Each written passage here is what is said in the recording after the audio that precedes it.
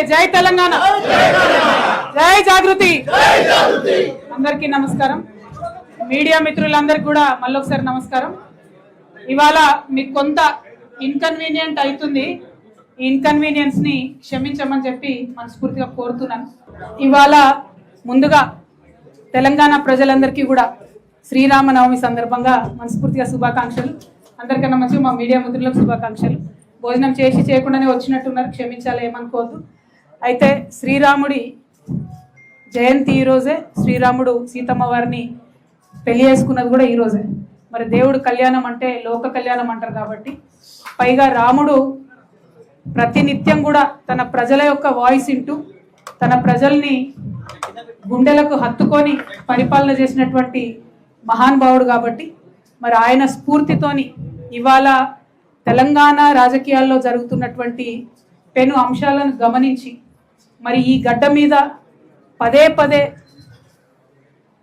అనేక సందర్భాల్లో ప్రజలు ఇబ్బందులు పడుతున్నటువంటి సందర్భాల్లో కొత్తగా రాజకీయ చైతన్యం పుట్టుకొచ్చినటువంటి విషయాన్ని కూడా మనందరం గమనించుకోవాలి. పైగా నేను నిజామాబాద్ బిడ్డను, నేను నిజామాబాద్ కోడల్ని, తెలంగాణ బిడ్డను. ఈ నిజామాబాద్ గడ్డకున్న చరిత్ర కూడా మనందరికీ తెలిసింది. గౌతమ బుద్ధుడి సమయంలో గౌతమ బుద్ధుడి యొక్క ఎఫెక్ట్తోని 16 జనపదాలు ఉంటే యావత్ దక్షిణ భారతదేశంలో కేవలం మన బోధన్ రాజధానిగా అస్మక జనపదం అని ఉండే. అంత గొప్ప ప్రాంతం నుంచి ఉన్నటువంటి వాళ్ళం మనం. మరి మన నిజామాబాద్ చూసుకుంటే, మన తెలంగాణ చూసుకుంటే బౌద్ధ జైన సూఫీ మతాల సమ్మేళనంగా ఉంటాం మనం. అన్ని మతాల్లో ఉన్నటువంటి మంచిని స్వీకరించి దాన్ని కూడా మన ప్రజా జీవితంలో అప్లై చేస్తూ ఉంటాం. ఆ విషయం మీ అందరికీ తెలిసిందే. మరి నిజామాబాద్ మట్టి మంచిది. నిజామాబాద్ మట్టిలో పుట్టినటువంటి ఏ ఆలోచన అయినా కూడా బాగా సక్సెస్ అయింది. నేను లెఫ్ట్ రైట్ అని చెప్తలేను. ఏ ఆలోచన అయినా కూడా దేశాన్ని ప్రభావితం చేసే స్థాయిలో మరి సక్సెస్ అయింది. నిజామాబాద్ మోతే మట్టి మహిమతోని తెలంగాణ రాష్ట్రం సాధించుకున్నామన్న విషయాన్ని కూడా ఈ సందర్భంగా మనం గమనించుకోవాలి. అట్లా ఒకటి కాదు, రెండు కాదు, నిజామాబాద్ అనేకమైన ఆలోచనలకు ఒక కేంద్రమైంది. ఆ ఆలోచన పుట్టిందే తడవుగా మరి రాష్ట్రమంతా వ్యాపించడం, దేశమంతా వ్యాపించడం, అల్టిమేట్గా ప్రజలకు మంచి జరగడం అన్నటువంటిది ఇక్కడ ప్రధాన ఉద్దేశం. అది జరిగినందుకు చాలా సందర్భాల్లో నిజామాబాద్ బిడ్డలుగా మేము గర్వపడతా ఉంటాం.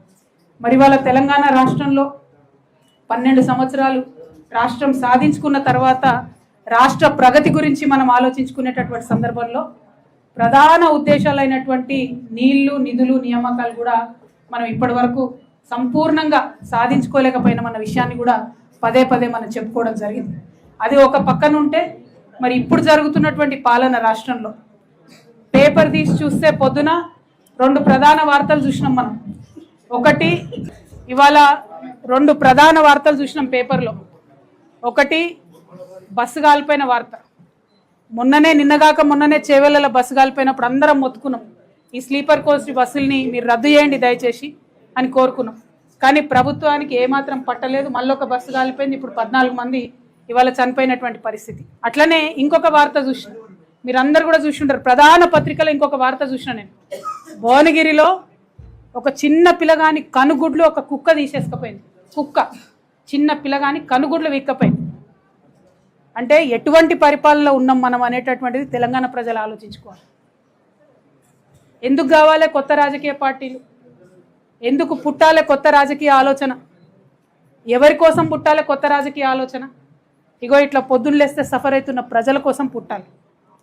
మక్క వచ్చింది. ఇప్పుడు 6 లక్షల ఎకరాలలో తెలంగాణలో మక్క సాగైతే మన నిజామాబాద్లో 32,000 ఎకరాలలో సాగాయి. ఇక్కడ నుంచి ఆఫీసర్లు రిపోర్ట్ పంపిరు, 33 కేంద్రాలు పెట్టాలి, కొనుగోలు కేంద్రాలు అని చెప్పి. ఒక్కటంటే ఒక్కటి కూడా పెట్టాలి. ఇయ్యాలటి వరకు కూడా ఒక్క కేంద్రం కూడా పెట్టలేదు.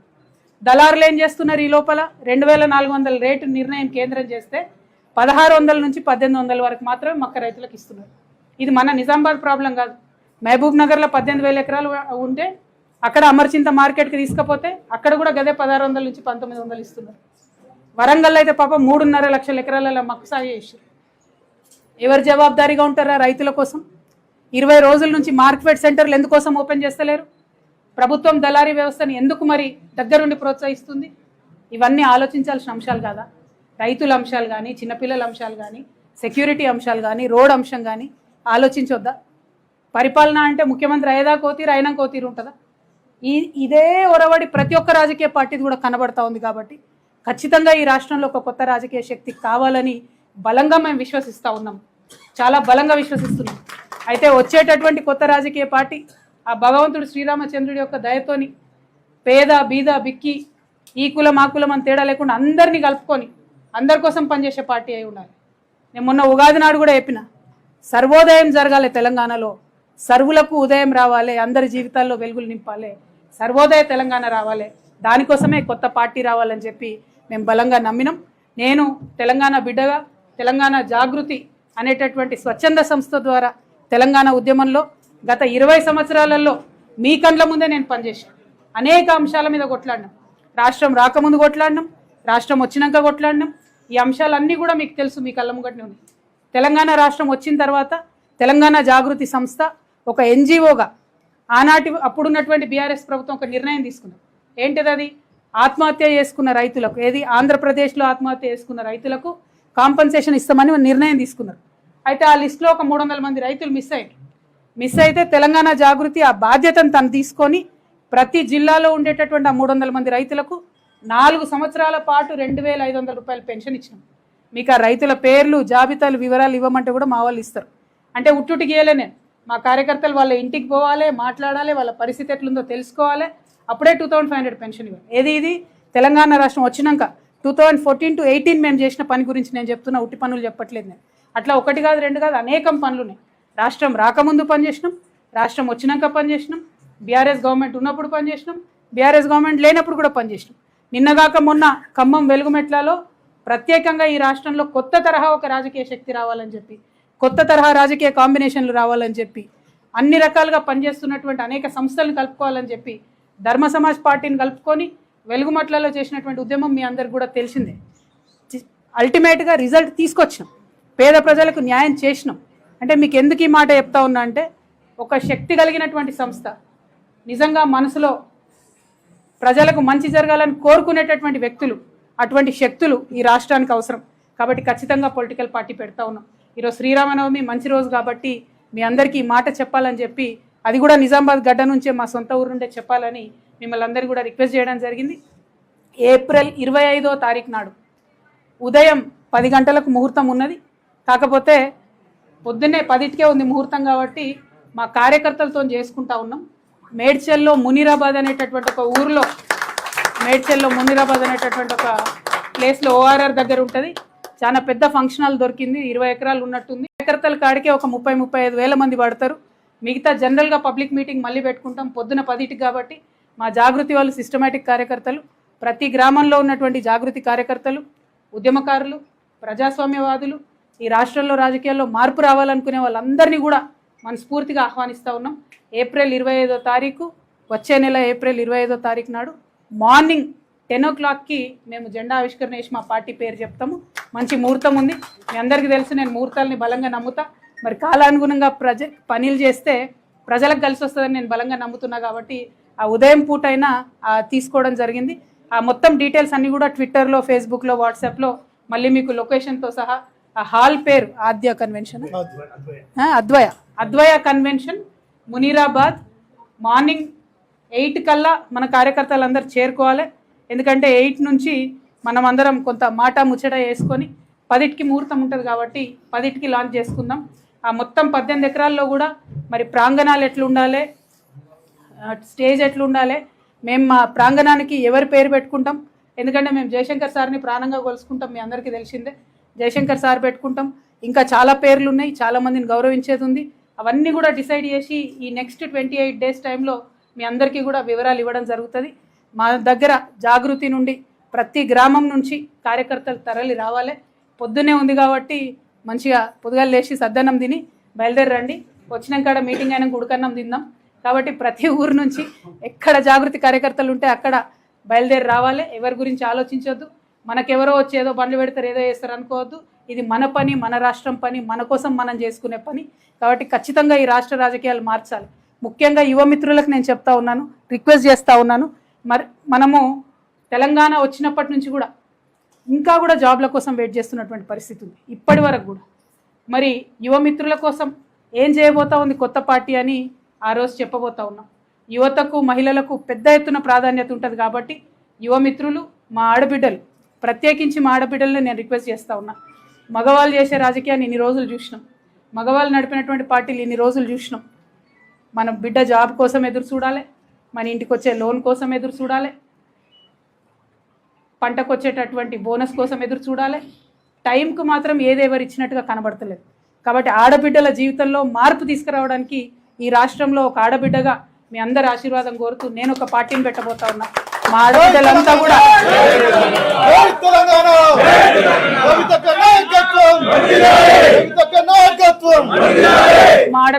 కూడా ప్రతి ఊరు నుండి కూడా తరలి రావాలని చెప్పి నేను రిక్వెస్ట్ చేస్తూ ఉన్నాను. ఎందుకంటే జాగృతి నుండి ఎన్ని కార్యక్రమాలు చేసినామో ఆడబిడ్డలకి మీ అందరి దృష్టిలో ఉన్నది. మళ్ళీ కూడా గుర్తు చేసుకుందాం అన్నాడు. నిజమైనటువంటి మార్పు ఎట్లా తీసుకొస్తామో ఖచ్చితంగా ఈ రాష్ట్ర రాజకీయాల్లో చూపించాలి. అదేవిధంగా మా బీసీ బిడ్డలకు మీకు తెలుసు ఎంత కొట్లాడుతున్నామో మనం బీసీ బిల్లు సాధించుకోవడానికి.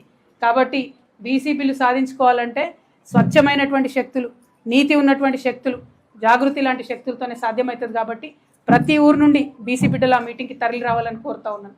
అట్లానే మా దళిత బిడ్డలు అనేక కార్యక్రమాలు చేసినాం. ఎక్కడ ఆకృత్యాలు జరిగితే అక్కడ వచ్చి మీ వెంట నిలబడ్డాం. రాజ్యాంగంలో మనకున్నటువంటి హక్కుల్ని పరిరక్షించుకొని ఆత్మగౌరవంతో కూడినటువంటి అభివృద్ధి రావాలని మీకోసం పాటుపడుతూ అసెంబ్లీలో అంబేద్కర్ గారి విగ్రహాన్ని పెట్టాలని కొట్లాడినటువంటి ఏకైక సంస్థ జాగృతి. మరి ఆ సంస్థ ఇవాళ పార్టీగా మారబోతా ఉంది. కాబట్టి ప్రతి గ్రామం నుంచి దళిత బిడ్డలు తరలి రావాలని కోరుతా ఉన్నాను. ఎస్సీ ఎస్టీ బిడ్డలు ఎవరైతే ఉన్నారో, ప్రధానంగా మా లంబాడ బిడ్డలు, మీకు తెలుసు మొన్న మనం హాతీరామ్ మఠంని కాపాడడంతో మొదలు పెట్టుకుంటే అనేక కార్యక్రమాలు చేసుకున్నాం. మరి మా లంబాడ బిడ్డలు ప్రతి తండా నుంచి తరలి రావాలని కోరుతా ఉన్నాం. మా ఆదివాసీ బిడ్డలు ఉన్నారు. ఎరకల నాంచారమ్మని ఎవరు గుర్తు చేయలేదు. కొమరం భీం విగ్రహాన్ని పెట్టాలని ఉద్యమ కాలంలో పోతే అరెస్ట్ అయినటువంటి వ్యక్తిగా ఇవాళ నేను మిమ్మల్ని కోరుతా ఉన్నాను. సమ్మక్క సారలమ్మల రాజ్యం తీసుకురావాలని ఆరాటపడేటటువంటి వ్యక్తిగా మిమ్మల్ని కోరుతా ఉన్నాను. ప్రతి గూడెం నుంచి, ప్రతి తండా నుంచి, ప్రతి చెంచుపెంట నుంచి ఆ రోజు మీటింగ్కి తరలి రావాల్సిందిగా అందరినీ కోరుతా ఉన్నాను. ముఖ్యంగా మా మైనారిటీ सोदरలను अब सबसे मैं गुजारिश कर रही हूँ, तेलंगाना के आने से पहले जब जिद्दोजहद चल रहा था तेलंगाना का, उस समय हमने बहुत वादे सुने कि तेलंगाना आते ही हमारी ज़िंदगी पूरी बदल जाएगी, तेलंगाना आते ही ये हो जाएगा, वो हो जाएगा, फलक उतर के नीचे आ जाएगा, ऐसे बहुत सारे बातें हमें बताए गए. लेकिन 12 साल हुआ तेलंगाना आने के बाद, कुछ भी नहीं हुआ. इसीलिए हमारे माइनॉरिटी भाइयों से मैं रिक्वेस्ट करती हूँ, खासकर हमारे माइनॉरिटी बहनों से मैं रिक्वेस्ट करती हूँ, अब बड़े तादाद में इस मीटिंग में आइए.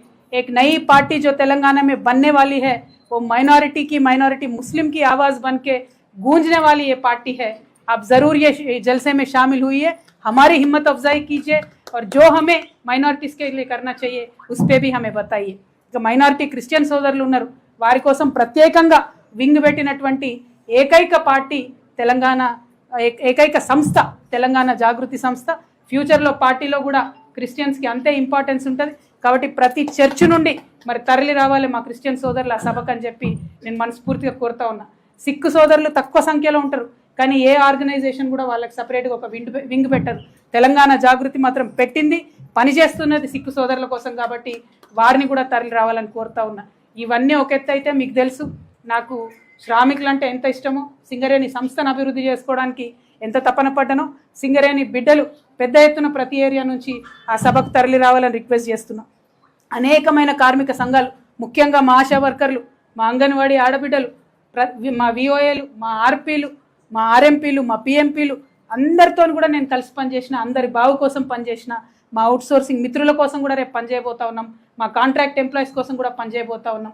వీరందరూ ఒక ఎత్తు అయితే, మా వికలాంగుల సోదరుల కోసం పార్లమెంట్లో నిలబడి కలబడి కొట్లాడి 5% రిజర్వేషన్ సాధించుకున్నటువంటి జాగృతి సంస్థకు అండగా నిలబడడానికి ప్రతి గ్రామం నుంచి మా వికలాంగుల సోదరులు కూడా తరలి రావాలని చెప్పి కోరుతూ, మరి ఇదివరకు అందరం కూడా జాగృతిలో పనిచేసిన వాళ్ళమే, పనిచేసినటువంటి వాళ్ళందరికీ వెల్కమ్ చెప్తా ఉన్నాం.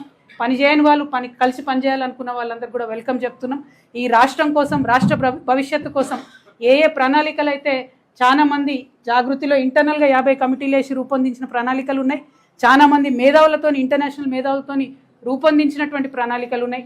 అవన్నీ కూడా పెద్ద ఎత్తున ఆ రోజు చెప్పడం జరుగుతుంది. కాబట్టి మీరందరూ కూడా తరలి రావాలని కోరుతూ, ఈ రాష్ట్రంలో ఉన్న రైతన్నల పక్షాన కొట్లాడుతున్నాం, రైతు బిడ్డలందరూ రావాలని చెప్పి కోరుతా ఉన్నాం. ఇట్లా ఏ సెక్షన్ అని కాదు, మమ్మల్ని ఆశీర్వదించడానికి రావాలని కోరుతూ, మరి ఇంకొక మాట, ఏ ఫోన్ నెంబర్కి అయితే వాట్సాప్ చేయాలో అవంతా కూడా మేము ఫేస్బుక్లో, ట్విట్టర్లో అన్నిట్లో కూడా పెట్టడం జరుగుతుంది. మీ అందరితో ఒకటే రిక్వెస్ట్, రాష్ట్రంలో కొత్త రాజకీయ పార్టీ వస్తే ఏ అంశాల మీద మేము పనిచేయాలనేటటువంటి విషయాన్ని కూడా దయచేసి యువమిత్రులు, మహిళలు, బుద్ధిజీవులు, మేధావులు మాకు తెలియజేయాలని చెప్పి కూడా మేము కోరుతా ఉన్నాం. మేము చాలామందిని కలిసి మేము ఈ ప్రయత్నం చేసినాం. అయినప్పటికీ ఏదైనా చిన్న విషయం, అంశం మిస్ అయి ఉంటాం కాబట్టి మీ అందరి దగ్గర కూడా మేము ఫీడ్బ్యాక్ తీసుకోవడానికి ఒక వాట్సాప్ నెంబర్ కూడా సపరేట్గా ఇవ్వబోతా ఉన్నాం. దానికి మెసేజ్ చేయొచ్చు, ఈమెయిల్ కూడా చేయొచ్చు అని చెప్పి మిమ్మల్ని అందరినీ నేను రిక్వెస్ట్ చేస్తున్నా. అయితే ఈ వచ్చే 28 రోజులలో తెలంగాణ వ్యాప్తంగా అనేక మంది వ్యక్తులతోని, శక్తులతోని, పత్రికల వాళ్ళతోని, అందరితోని స్వయంగా మేము ఒక డెలిగేషన్ వెళ్ళి అందరినీ కూడా కలుస్తాం. ప్రతి ఒక్కరిని తెలంగాణ రూపురేఖల్ని మార్చడం కోసం, సామాజిక తెలంగాణ సాధించడం కోసం, తెలంగాణ అభ్యున్నతి కోసం, ఆదర్శప్రాయమైన తెలంగాణ సాధన కోసం కలిసి రావాల్సిందిగా అందరినీ కూడా రిక్వెస్ట్ చేస్తాను. వీళ్ళు వాళ్ళని కాదు. సో ఈ 28 డేస్ ఇవన్నీ కూడా చేస్తూ లాస్ట్కు గంగా స్నానం చేస్తాం, వారణాసికి పోతాం, శివుడికి అభిషేకం చేస్తాం, ఆ తర్వాత వచ్చి పార్టీ ప్రకటన చేస్తాం. ఎందుకంటే మనుషులు ఎంత చేసినా కూడా ఆ దేవుడిది కూడా మనకు పర్మిషన్ ఉండాలి, ఆయన తోడు ఉండాలి. కాబట్టే ఇవాళ శ్రీరామనవమితో అనౌన్స్మెంట్తో మొదలు పెట్టుకున్నాం. శివుని అభిషేకం కాశీలో వేసుకొని ఆ తర్వాత 25వ తారీఖు నాడు పార్టీని లాంచ్ చేస్తాం. పార్టీ జెండా, పేరు, ఎజెండా అన్నీ ఆ రోజు చెప్తాం.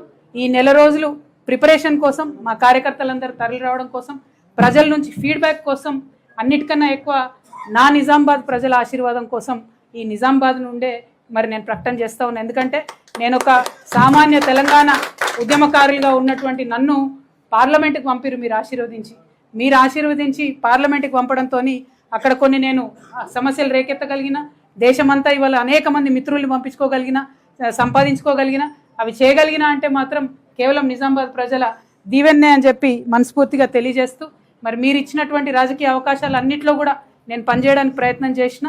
మరి ఇప్పుడు ఒక రాజకీయ సంస్థనే పెట్టబోతా ఉన్నాం. ఇందూరు ప్రజలు మొత్తం యావత్ తెలంగాణకు కూడా దారిదీపంగా మారేటటువంటి ఈ సంస్థను ఆశీర్వదించాలని చెప్పి మనస్ఫూర్తిగా కోరుతూ మీ అందరి దగ్గర సెలవు తీసుకుంటున్నా. తెలంగాణ జాగృతి సంస్థ పొలిటికల్ పార్టీగా అవతరించేటటువంటి రోజు ఏప్రిల్ 25, స్థలము మునీరాబాద్, ఎగ్జిట్ 6, ORR మీద ఎగ్జిట్ 6లో మునీరాబాద్లో అద్వయ ఫంక్షన్ హాల్, దీంట్లో మా మీటింగ్ ఉంటుంది. అదేవిధంగా మరి సమయం ఉదయం 8 గంటలకే ఉంది. నేను ముహూర్తాలు బలంగా నమ్ముతా కాబట్టి పొద్దున్నే ఉంది.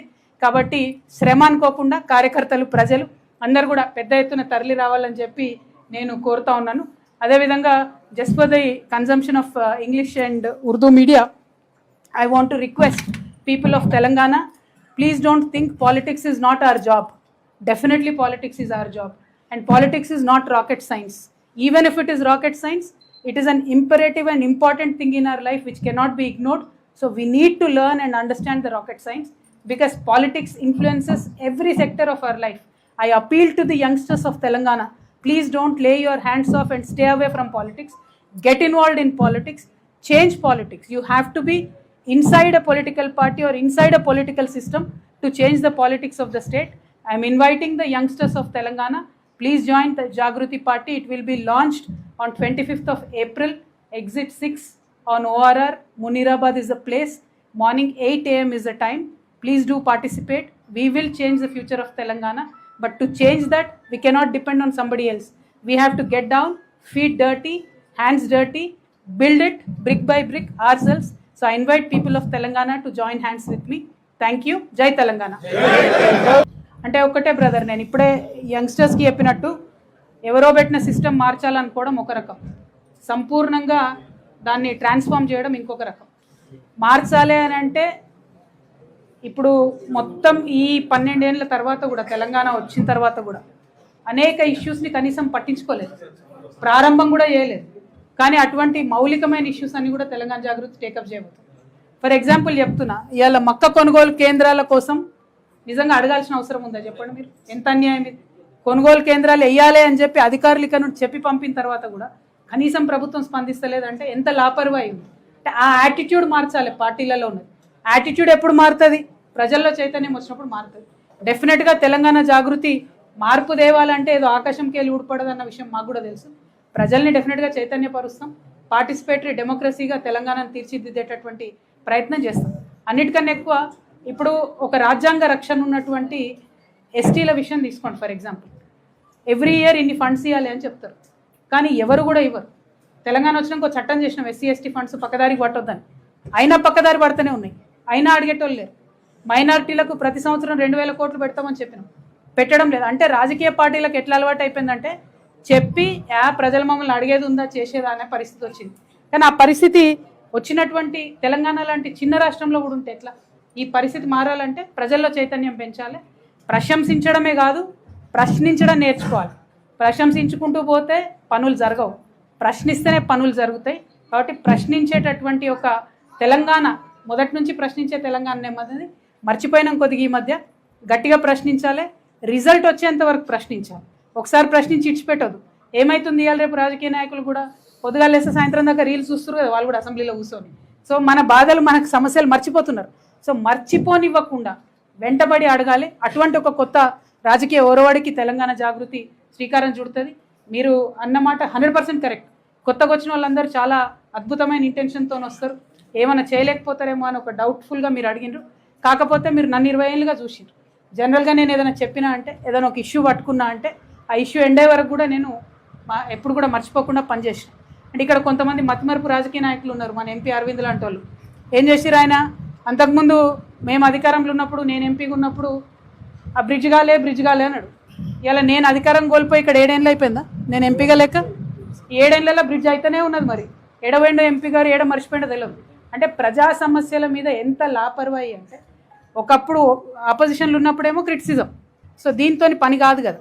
సో గవర్నమెంట్లో ఉన్న వాళ్ళు, బాధ్యత ఉన్న వాళ్ళు, అది బీజేపీ కావచ్చు, కాంగ్రెస్ కావచ్చు, వాళ్ళ మీద బలంగా కొట్లాడతాం, ప్రజా ఉద్యమాలను నిర్మాణిస్తాం, మార్పు చూపిస్తాం. మీకు ఖమ్మం ఎగ్జాంపుల్ తీసుకోండి, అట్లా మెనీ ఎగ్జాంపుల్స్ ఉన్నాయి. ఇష్యూ పట్టుకోదు, జాగృతి పట్టుకుంటే ఇడిచిపెట్టదు. जी बिल्कुल, बहुत अच्छा सवाल पूछा आपने। नया पार्टी बनाने का मकसद तो तेलंगाना के हालत को सुधारना है, वो अलग बात है। जो पार्टी में हम ऑलरेडी थे, उस पार्टी से हमें निकाल दिया गया है। हम खुद ब खुद बाहर नहीं आए, हमें उस पार्टी से निकाल दिया गया है। लेकिन हम आवाम के दरमियान रहना चाहते हैं, उनके मसाइल को समझना चाहते हैं और उनको सुलझाना भी चाहते हैं, एक कमिटमेंट के साथ, एक शिद्दत के साथ तेलंगाना के आवाम के दरमियान में रह के उनके लिए काम करना चाहते हैं। तो उसके लिए एक अच्छा ज़रिया एक मीडियम पॉलिटिकल पार्टी है। तो इसीलिए एक नया पॉलिटिकल पार्टी तेलंगाना में आ रही है। और आप देखिए जिस तरीके से हम माइनॉरिटीज़ के मसाइल को सुलझाते जाएंगे, आप खुद आके बोलेंगे कि आपने बहुत अच्छा డెసిషన్ लिया। నేను ఎవరికి బీ పార్టీ ఉండని చెప్పిన కదా, మేము ఎవరికి బీ పార్టీకి ఉండేటోళ్ళం కాదు. ఫస్ట్ కొత్త పార్టీ ఎవరు పెట్టినా, ఏ రాష్ట్రంలో పెట్టినా, ఈ దేశంలో పెడితే దరిద్రం భావదారిద్ర్యం ఎట్లయిపోయిందంటే వాళ్ళకి బీ పార్టీ వీళ్ళకి బీ పార్టీ అనుడు తప్పితే అట్లేం ఉండదు. మాది నంబర్ 1 పార్టీ అవుతుంది. మీరు చూడండి, డెఫినెట్గా నంబర్ 1 పార్టీ అవుతుంది. ఎందుకంటే మీరు ఈ టీం చూస్తారు కదా, మాదంతా mix, old and young mix ఉంటుంది. అద్భుతమైనటువంటి విమెన్ ఫోర్స్ ఉంటుంది, మాకు యూత్ ఫోర్స్ ఉంటుంది. చాలా అద్భుతమైన ఉద్యమాలు చేస్తాం, ప్రభుత్వం యొక్క మెడల్ వంచుతాం. ఫ్యూచర్లో అధికారంలోకి వచ్చిన తర్వాత ప్రజల పార్టిసిపేషన్తో శ్రీరాముడు నవమి రోజు పెట్టడానికి కారణమే అది. శ్రీరాముడు పాపం గుహుని గుండెలకు అత్తుకున్నాడు, ఎంత మంచి మనసు అయినది. చిన్న ఫీడ్బ్యాక్ ఎక్కడన్నా ఎవరన్నా చెప్తే అది ఇని మార్చుకుంటాడు తనంతా. అది ఇని తన సొంత కుటుంబాన్నైనా త్యాగం చేస్తాడు, కానీ ప్రజల్ని గౌరవించినటువంటి వ్యక్తి.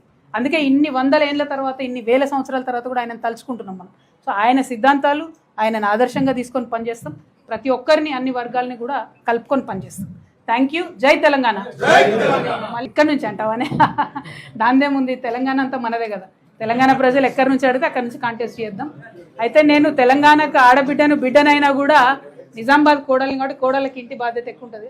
అందుకే ఫస్ట్ నిజామాబాద్ వాళ్ళకి, నిజామాబాద్ గడ్డగా తెలంగాణ బిడ్డలకు ఇవాళ అనౌన్స్మెంట్ చేయడం కోసమని నిజామాబాద్లో మేము ఈ అనౌన్స్మెంట్ చేస్తూ ఉన్నాం. పోటీ అనేది పార్టీ ఏర్పడిన తర్వాత కూర్చొని డెసిషన్ తీసుకుందాం. Party will decide. बीआरएस की कैडर पूरा हमारे साथ ही है, पूरा हमारे साथ ही है ऑलरेडी, कोई टेंशन नहीं है उसमें.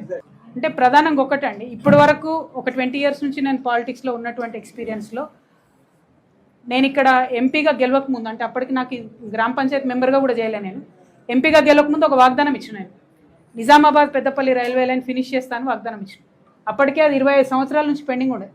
అందరు నవ్విండ్రు, 25 ఏళ్ళకి వెళ్ళి కాలేదు, పెద్దోళ్ళు ఎంపీ ఉన్నప్పుడు కాలేదు, నీతో అవుతుంది అన్నారు. జస్ట్ 3.5 ఇయర్స్లో చేసి చూపించిన నేను. అంటే నాకు ఢిల్లీలో లాబీ చేసే సత్తా ఉంది, గల్లీలో ఒళ్ళు వంచి పనిచేసే సత్తా కూడా ఉంది. ఆ పట్టుదల ఉంది నాకు. అవసరమైతే ఢిల్లీలో లాబీ చేస్తాం, అవసరమైతే గల్లీలో పనిచేస్తాం. ఖచ్చితంగా మనం రాష్ట్రం అభివృద్ధి కోసం పనిచేస్తున్నామంటే దేశం అభివృద్ధి అనేది కూడా దాంట్లో ఆటోమేటిక్గా మిళితమై ఉంటుంది. కాబట్టి ఆ ఉన్న పాత ఎక్స్పీరియన్స్ని వాడుకుంటాం, ప్రజా సమస్యలు తీరుస్తాం. Thank you. జాతీయ నాయకులు వస్తారా అంటారు, ఎవరు రారే, మన బాధ మనం చెప్పుకోవాలి మొదలు.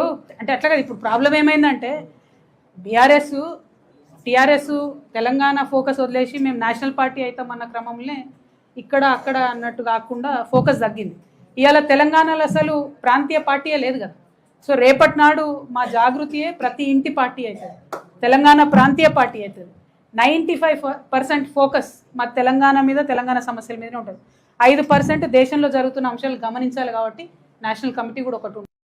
ఇట్లా ఇలా గ్యాస్ షార్టేజో, పెట్రోల్ షార్టేజో, లేకపోతే ఏదన్నా వాళ్ళు తీసుకునే నిర్ణయాలు, లేకపోతే నేషనల్ లెవెల్లో ఇప్పుడు బీసీ బిల్లు సాధించుకోవాలి మనం 50%, దానికి పోయే క్రమంలో నేషనల్ ఫోకస్ ఉంటుంది. కానీ 95% ఫోకస్ తెలంగాణ గ్రామాలు, తెలంగాణ గ్రామాల్లో ఉండే యువకులు, వారి జీవితాలు, తెలంగాణ మహిళలు, తెలంగాణ బీసీలు, ఎస్సీలు, దీని మీదే ఉంటుంది ఫోకస్.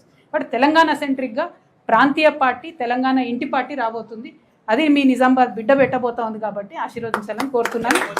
తెలంగాణ ఉద్యమకారులు ఏదైతే 1969 ఉద్యమకారులు ఉన్నారో, తర్వాత మలిదశ ఉద్యమకారులు ఉన్నారో, సాయుధ రైతాంగం పోరాటంలో చేసినటువంటి ఉద్యమకారులు ఉన్నారో, వారందరి అనుభవాలను కూడా తీసుకుంటాం, వారందరినీ కూడా గౌరవించుకుంటాం. మొన్న ఈ ప్రభుత్వం ఏదైతే చెప్పిందో తెలంగాణ ఉద్యమకారుల కోసం ఒక కార్పొరేషన్ వేస్తాం, 250 గజాలు జాగా ఇస్తామని చెప్పిందో, మొదలు మేమిప్పుడు దాని మీద పోరాటం చేస్తాం. నేను అధికారంలోకి వచ్చే లోపలనే ఉద్యమకారుల సమస్యలు పరిష్కరించగలుగుతా అని సంపూర్ణ విశ్వాసం నాకున్నది.